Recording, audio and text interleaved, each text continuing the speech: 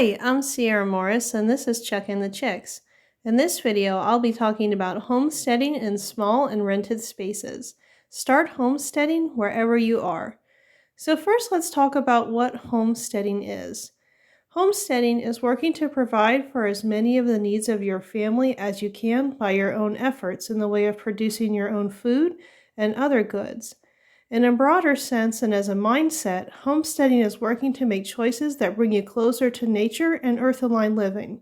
The only limits are your imagination and your determination. You don't have to have access to land or livestock in order to start homesteading today. When you begin your homesteading journey, try not to be led by fear. The decisions we make when we're afraid can lead to anger, they can lead to decisions that you regret. Instead, try to see homesteading as a way to connect with nature, to learn a new skill, to produce things made with quality that you're not going to find in mass production. Homesteading is a way to bring yourself closer to the earth and to give yourself more autonomy and independence, both in the food you produce and the crafts that you can make yourself. When you're beginning your homesteading journey, start small and don't put pressure on yourself to become 100% self-sufficient instantly. It isn't an obtainable or realistic goal. I've been homesteading now for 3 years on our small micro homestead, and we still aren't 100% self-sufficient. Begin small and with skills that are appealing to you and that you're able to incorporate into your life naturally without putting too much pressure on yourself or the idea of homesteading becoming unpleasant to you. Beginning small is a great way to start, and you can always add more as your skills and your abilities increase. No matter where you're homesteading, be sure to learn about the laws, HOAs, and lease agreements that impact where you live and your space. Work with your neighbors whenever possible. Know prior to building that patio garden or the garden in your backyard or in a shared public space that's part of your apartment complex what you can or can't do. It's important to know these rules prior to buying expensive plants and equipments and other supplies to only have to take them down because you've inadvertently broken some sort of rule. So get a copy of that lease agreement or property agreement, whatever laws apply to you and your area, and know them before you start your homesteading journey. So if you're going to start homesteading now, today, where do you begin? First, evaluate your space, your specific region's weather conditions, and what the seasons are like where you are. If you're going to be homesteading totally indoors, again, evaluate your space, know the limitations of your specific lease agreement, and know what sort of things you'll be able to develop in the space that's available to you right now. Customize your goals. Know what's most important to you as far as your immediate homesteading goals, and then build from there.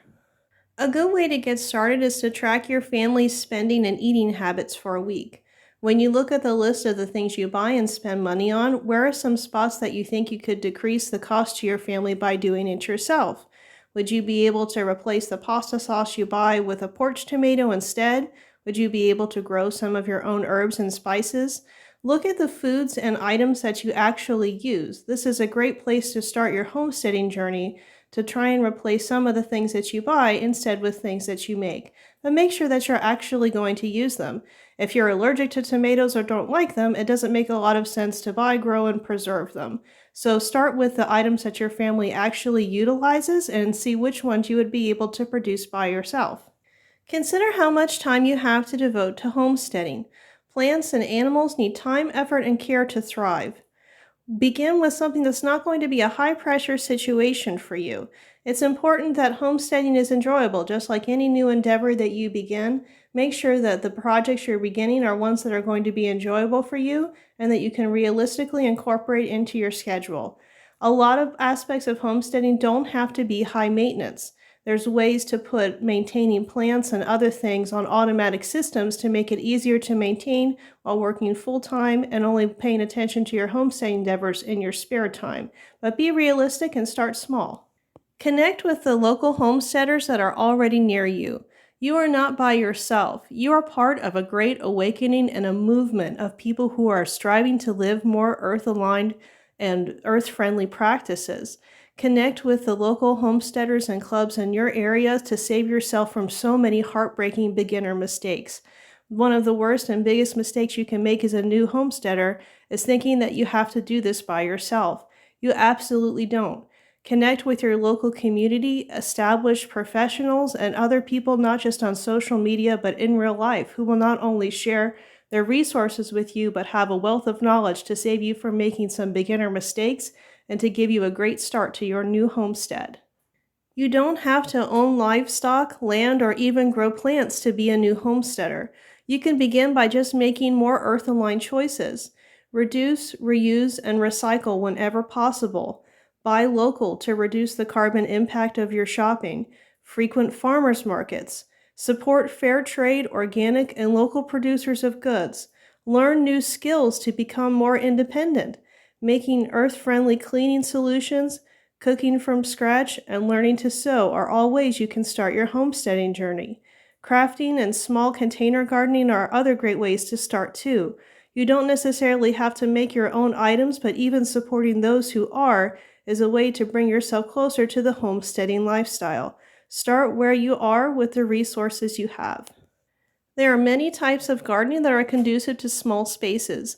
Container gardening, items like determinate and cherry tomatoes, herbs, and microgreens, which have a really great and quick turnaround, are all ways to start gardening in a small space with minimal impact, and they're very low maintenance crops. You can begin with small and reused objects for your first planters. Milk jugs make great planters, and they're a great way to get started with an item you would probably just throw away in the trash anyway. You can reuse takeout containers as plant starters, especially the ones that have transparent plastic lids. If it will hold soil, you can plant in it, while some containers are obviously better for long-term and reuse than others. They also make cloth planter bags. Learning to preserve food is a great way to start your homesteading journey. Even if you're not gardening yourself, learning to preserve in-season food from local farmers market or bulk produce items that are on sale puts you in charge of your pantry and allows you to tailor the food that you're eating to your taste while also reducing the chemicals that are present in your food. Fermentation, air drying, and dehydrating are also other ways of preserving food. Whether you grow it yourself or you buy it on sale at your local market, this is a great way to stock up your pantry and begin your homesteading journey and learn new skills. Helpful equipment to start growing plants in small spaces. There's an item that's called a green stalk. I'm not affiliated with them in any way whatsoever, but it's just a product that's stacking plant containers that allows you to build up a small garden in a very small amount of space. But if you're not able to afford a green stalk, you can also maintain a similar kind of garden aesthetic and achievement with milk crates or homemade shelving. Stacking plants in a small space in order to grow as much as possible in a small space like a small backyard or patio is a great way to maximize the productivity of your current living situation. Container gardening is one of the easiest ways to get started on your homesteading journey if growing plants is something that you're interested in. Determinate and cherry tomatoes are a great crop to start with. You can also start with herbs like basil, chives, thyme, oregano, rosemary, sage, and greens like spinach, chard. There's also vegetables like beets and carrots, bush beans and kale, and even more that grow in a small and compact space. These are beginner-friendly, easy plants to start with, and if you've connected with local homesteaders, you may be able to acquire some of these seeds and baby plants for free. Spacing is very important when it comes to homesteading, and homesteading is about working in harmony with your environment, and this includes your neighbors. Be mindful of things like the placement of your new compost pile or the runoff from your patio garden onto your neighbor's balcony below. Homesteading, again, is about bringing more harmony into the world. Work with your neighbors whenever possible in order to have a harmonious start to your new homestead, wherever that is. There are many items like grow lights, timers, and automatic watering systems that can be used to help you start your homesteading journey in a small space or if you only have minimal time to devote to caring for your plants. Read as many books as you can about homesteading, urban homesteading, and food preservation.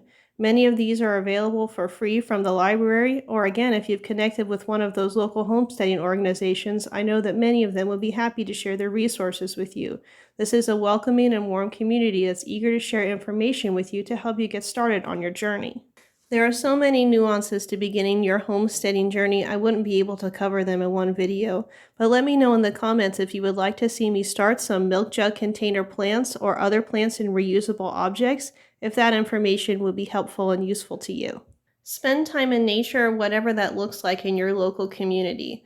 Many communities also have foraging clubs and public parks, again, where you could just spend time in nature and connect with the natural cycles that are at work all around you every day.